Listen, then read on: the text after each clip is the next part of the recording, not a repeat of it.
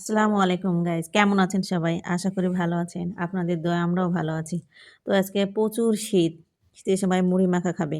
তো মুড়িটা ১ম এ ভেজে নিলাম। তারপরে আবার বেগনি খাবে, ধনেপাতার চপ খাবে। তো বেগুন কেটে নিলাম। তারপরে ধনেপাতা ধুয়ে পরিষ্কার করে রেডি করে রেখেছি। এগুলো সব কাটাকুটি হয়ে গেলে ভাজা শুরু করব। তো গরম, গরম খাওয়ার জন্য আগে থেকেই প্রস্তুতি নেওয়া হচ্ছে। ওরা সবাই ব্যস্ত। শুয়ে আছে কেউ লেপের মধ্যে। তো এই যে আমার ধনেপাতা, বেগুন কেটে রেডি করে রেখেছি।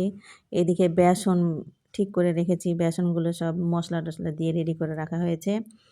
তারপরে ভাজা শুরু করব। এদিকে মুড়ি ভাজা শেষ আমার। এই যে ধনেপাতাগুলো ১ম এ ভেজে নেব, ধনের চপগুলো। ধনের চপ করতে, করতে আবার বেগনিগুলোও ভাজা হয়ে যাবে। ধনেপাতার চপগুলো খেতে অনেক মজা হয় শীতের সময়। কিন্তু আমরা খেতে পারি না, গন্ধ লাগে একটা, আমার ভালোই লাগে না ধনেপাতার। ধনেপাতার চপটা অনেক মজা হয়েছিল। আজকে অনেকদিন পর খাওয়া হচ্ছে। অনেকদিন পর, পর খেলে সব কিছুই ভালো লাগে। ঘন, ঘন খেলে কিছুই ভালো লাগে না। মনে হয় না যে স্বাদ লাগছে কোনো কিছুই। তো ধনেপাতা অনেকদিন পর আমরা খাচ্ছি। আমাদের বাসায় কেউ তেমন পছন্দ করে না। তাও আজকে মনে হলো বেশি শীত, এগুলো খেলে মনে হয় ভালো লাগবে। তো এই যে ধনেপাতা হয়ে গেছে আমার চপ। তারপরে শুরু করে দেবো বেগনি ভাজতে। বেগনিগুলো আজকে খুব সুন্দর হয়েছিল। সবাই পছন্দ করেছে আজ বেগনিটা। আমার মেয়ে তো বেগনি খায় না, তারপরে আজকে ও ৩ টা খেয়ে নিয়েছে। একটুখানি পেটুক তাও ৩ টা খেয়েছে। পেটুকও আজ ৩ পিস খেয়ে ফেলেছে। আর আসলে বেগনিগুলো খুব সুন্দর হয়েছিল। বেগনিগুলো ফুলেছে একদম পিঠার মতো। দেখতেও ভালো লাগছিল। মুচমুচে কর্নফ্লাওয়ার দিয়ে ভাজলে কিন্তু অনেক সুন্দর হয়। আপনারা কে, কে এভাবে বেগনি ভাজেন? কর্নফ্লাওয়ার দিয়ে ভাজলে অনেক মুচমুচে হয়। অবশ্যই কমেন্ট করবেন।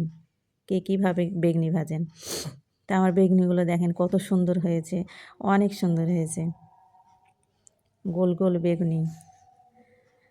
তো এই তো বেগনি ভাজা শেষ। আবার চলে আসলাম মুড়ি ভাজা। মুড়ি, বেগনি, ধনেপাতা, সস দিয়ে ছাড়া খাওয়া যায় না। ওনার আবার আমার ছেলের আবার সস খুব পছন্দ। সব কিছুতে সস খাবে। তো এই যে শুরু করে দিল নাস্তা করতে। নাস্তায় টেবিলে বসে আমরা সবাই মিলে এখন নাস্তা হবে।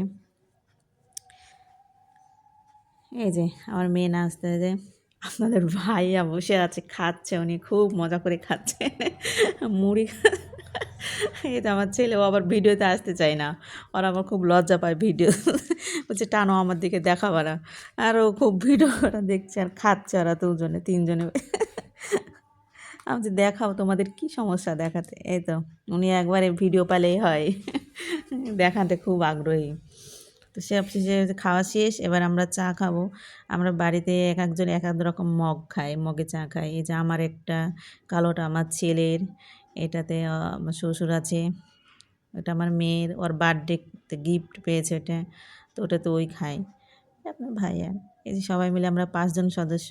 তো চাগুলো আমরা বাটিতে ঢেলে ছেঁকে নিয়ে দিলে ভালো হয়। ১ কাপে ১ কাপে না ছাঁকলে। আমি সবগুলো আগে ছেঁকে নিই, তারপরে দিয়ে দিই। আর চিনি তো একজন কম খায়, একজন বেশি খায়, তো আমি কাপেই চিনি দিই। তারপরে চিনিগুলো লাড়ি। তাহলে ভালো হয়। যার যে পরিমাণ সে যেমন খাবে। এতে সমস্যা কোনো হয় না। তো এই যে আমাদের চা বানানো শেষ। চা এখন খাওয়া শুরু করব। শীতের দিনে আদা দিয়ে গরম, গরম চা খেতে সেই মজা। আমার তো অনেক ভালো লাগে। আমরা ৩ বার করে চা খাই শীতের সময়। আর আমার ছেলে তো চা লাগবে, উনার সকালে লাগবে, বিকালেও লাগবে। তো চা খাওয়া শেষ। আমার অনেকগুলো কাজ পড়ে আছে। ৩ দিন ছিলাম না বাসায়। তো এসে একটা জামা কাটা শুরু করলাম। জামাটা কাটতে, কাটতেই একটা কামিজ বানাচ্ছি। এটা কিন্তু কামিজ কাটছি আমি, দেখেন।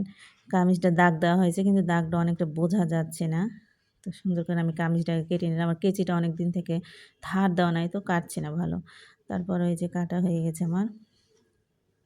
তারপরে সেলাই দেবো। কামিজ বানাতে বেশি সময় লাগে না। আধা ঘন্টার মতোও লাগে না। ২০-২৫ মিনিট হয়ে যায়। তো এই যে আমি শুরু করে দিলাম কামিজটা সেলাই করতে। কামিজ সেলাই করতে ভালোই লাগে। আমার তো ভালো লাগে। আমার সেলাই করে, করে অভ্যাস হয়ে গেছে। অল্প তাড়াতাড়িতে শুরু হয়ে যায়। আর শেষ করে ফেলি অল্পতেই। তো কামিজ বানানো, সেলাই করতে, করতে আপনাদের সাথে আরও কিছু শেয়ার, এই তো প্রায় শেষ আমার কামিজ বানানো।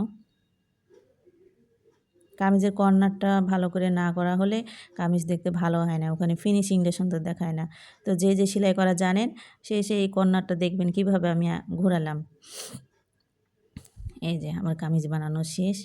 আরও কামিজ বানাতে অনেক সময় লাগে, তো এত লং ভিডিও তো সবাই এখন দেখে না, তো আমার একটু দেখালাম আপনাদের। আর বাদবাকিটা যদি দেখতে চান তো কমেন্ট করে জানাবেন, আমি অন্য একটা ভিডিওতে দেখাবো কীভাবে নেবেন। তো এই যে আমার কামিজগুলো বানানো শেষ, ইস্ত্রি দিয়ে দিলাম। ইস্ত্রি না দিলে সেলাইগুলো বসে না। যে কামিজ বানাবেন সেলাই করবেন তো ইস্ত্রি করে দেবেন, তাহলে সেলাইগুলো সুন্দর বসে। শেষ। আর কে কে কী